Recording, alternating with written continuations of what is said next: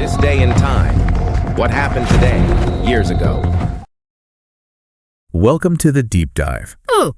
Today, we're doing something a bit different. Yeah. Instead of just one topic, we're zooming in on a specific time, late May and early June, Ah, okay. and uncovering this cluster of, well, really significant events that all happened around then. Right, like a historical hotspot. Exactly. Think of this as your cheat sheet, understanding some pivotal moments without wading through tons of sources. We've done the sifting for you. Yeah, we've picked out 6 events from this time frame. Seemingly separate, but they've all left a big mark. Okay, what we got? Well, we've got Alan Turing and the foundations of computing. Okay. Then there's the confirmation of Einstein's relativity during an eclipse. Wow. The discovery of oil in Persia, huge geopolitical implications there. The first successful climb of Mount Everest. Classic. The Scopes trial, that whole evolution debate. Right, the monkey trial. Exactly. And finally, the start of Amnesty International. So it's, science, exploration, politics, human rights, a real mix. That's quite a range for just a couple of weeks on the calendar. And what's interesting, I think, is how they aren't just random facts. No, absolutely not. They connect, sometimes in subtle ways. They're pieces of the puzzle, right? Yeah. How we got to know. Hopefully you'll see some connections as we go. Should be some aha moments, hopefully. Okay, let's dive in. Where do we start? Let's start with May 28th, 1936, Cambridge. Europe's kind of teetering on the edge politically. Right. Tense times. But out of this academic setting comes this paper by Alan Turing. On computable numbers. Sounds pretty heavy.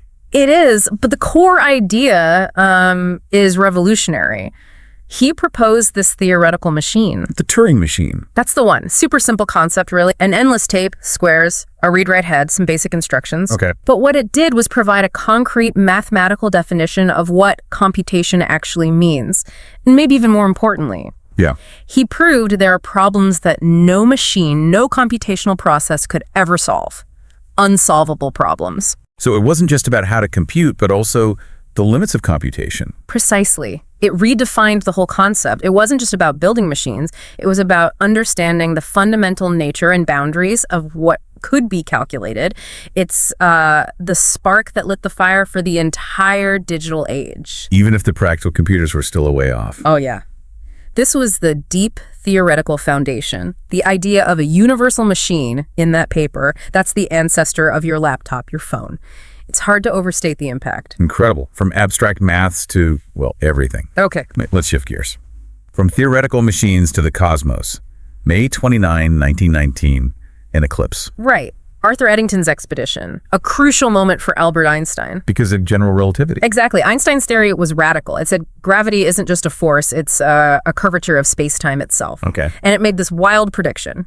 Massive objects, like the sun, should actually bend the path of light.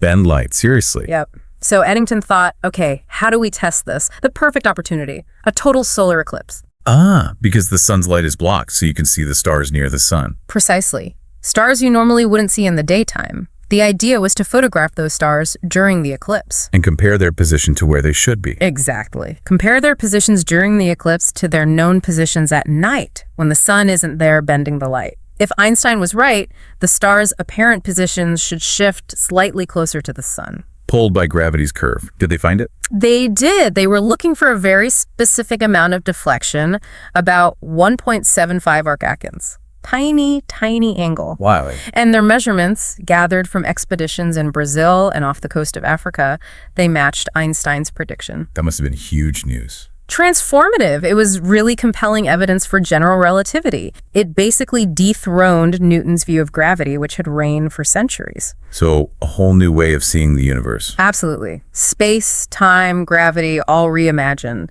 It opened the door to modern cosmology. Okay, from the cosmic scale, let's come back down to Earth. Right. Literally under the ground. May 26, 1908.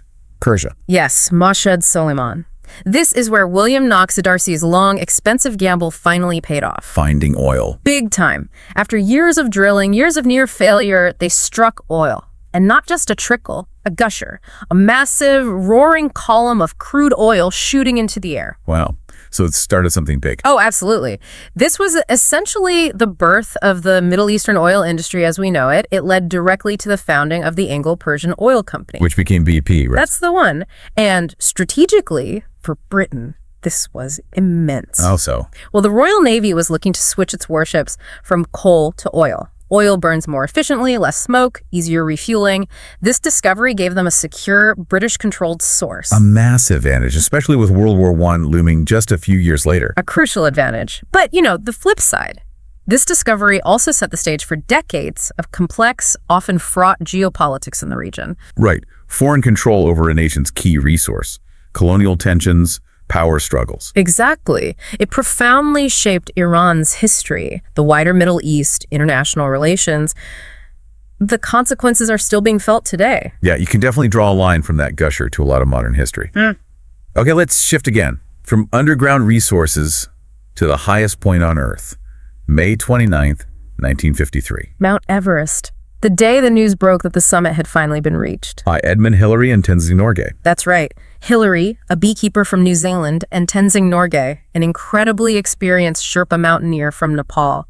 It's hard for us to even grasp the difficulty. The altitude, the weather. Extreme cold, hurricane-force winds, just utter exhaustion, the constant lack of oxygen. Many had tried and failed, some had died. It was considered, perhaps impossible. And the timing of the announcement was quite deliberate, wasn't it? Yes, it was. News reached London just in time for the coronation of Queen Elizabeth II. Wow. Talk about a coronation gift. Absolutely. It created this huge wave of celebration, particularly across the British Commonwealth. But it was more than just national pride. What do you mean?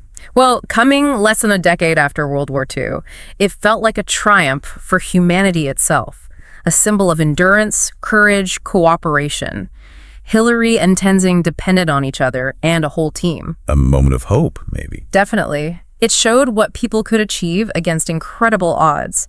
It captured the world's imagination and inspired countless others to push their own limits, not just in climbing. The truly monumental achievement. Yeah. Okay, from conquering a physical peak to a different kind of confrontation. A courtroom battle, May 25, 1925, Dayton, Tennessee. Yes, the indictment of John Scopes. This kicks off the famous Scopes trial. The monkey trial. He was a teacher, right? A high school biology teacher, and he was charged under Tennessee's Butler Act, which basically made it illegal to teach human evolution in state-funded schools.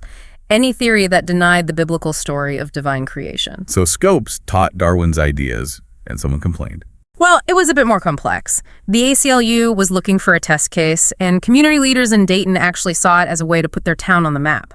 Scopes volunteered, but the core conflict was very real. Science versus, a specific religious interpretation. Exactly. It pitted Clarence Darrow, the famous defense attorney, against William Jennings Bryan, a 3-time presidential candidate and devout Christian fundamentalist. It became this huge media circus. A spectacle. But underneath, it was about fundamental questions, wasn't it? Absolutely. Who controls education? What's the role of science? What's the role of religion? Can you question established beliefs? Freedom of thought, really. And the outcome. Scopes was found guilty initially. He was. Fined $100, though it was later overturned on a technicality. But the trial itself, broadcast live on the radio, forced a national conversation. So even though he lost the case, the debate was opened up. It didn't settle the issue. Obviously, these debates continue, but it brought evolution into the public square in a way that hadn't happened before. It arguably chipped away at the legal barriers to teaching science. A cultural moment as much as a legal one. Okay, one last event. May 28, 1961. The beginning of something global. Yes. Peter Benenson, a British lawyer, he's sitting reading a newspaper. And he reads this small article about 2 Portuguese students. They'd been arrested and sentenced to 7 years in prison. For what? For raising a toast to freedom in a Lisbon cafe. Just for a toast. Under the Salazar dictatorship in Portugal at the time, yes. And this just hit Benenson hard, the injustice of it. That feeling of powerlessness, maybe? Perhaps, but he decided to do something. He didn't just get angry, he channeled it. He wrote an article. What was it called? The Forgotten Prisoners. It was published in the Observer newspaper in the UK and then picked up internationally. And what did it say?